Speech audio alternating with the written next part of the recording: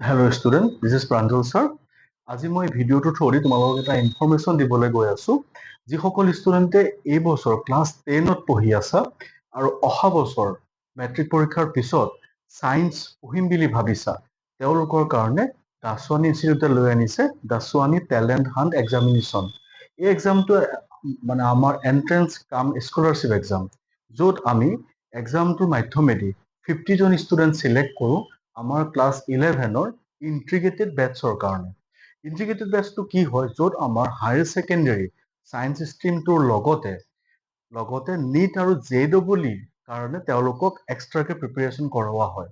যিসকল ষ্টুডেণ্টে আগন্তুক matric pass কৰি পেলাই ছায়েন্স ষ্ট্ৰীমৰ লগতে নীট JEE কোচিং কৰি পেলাই এন্ট্ৰেন্স এক্সামত এপিয়াৰ হ'ম বুলি ভাবিছে তেওঁলোকৰ কাৰণে দাসৱানীৰ এই টেলেণ্ট হাণ্ট এক্সামিনেশ্যনটো বহুতেই ইম্পৰ্টেণ্ট। গতিকে মই এই ভিডিঅ'টোৰ মাধ্যমেৰে টেলেণ্ট হাণ্ট এক্সামিনেশ্যনৰ ডেট এনাউন্স কৰি আছো 14 ডিচেম্বৰ। এক্সাম হ'ব আমাৰ 11 AM পৰা 1 PM। এক্সাম আমাৰ 2 hours হ'ব, য'ত আমাৰ 100 কুৱেশ্যনছ থাকিব অবজেক্টিভ টাইপ। ঠিক আছে, ত' 50 কুৱেশ্যন ছায়েন্সৰ থাকিব আৰু 50 কুৱেশ্যন জেনেৰেল ছায়েন্সৰ থাকিব। এই এক্সামটোত যিসকল ষ্টুডেণ্টে এপিয়াৰ কৰিবা তাৰ ভিতৰত যি টপ 50 ষ্টুডেণ্টছ হ'ব সেইকেইজনক আমি চিলেক্ট কৰিম আমাৰ ইণ্টিগ্ৰেটেড ক্লাছ 11ৰ ছায়েন্স ষ্ট্ৰীমৰ বেটছৰ কাৰণে। গতিকে যিসকল ষ্টুডেণ্ট ইণ্টাৰেষ্টেড হয় তেওঁলোকে আমাৰ অফিচৰ পৰা ফৰ্মবোৰ কালেক্ট কৰিবা।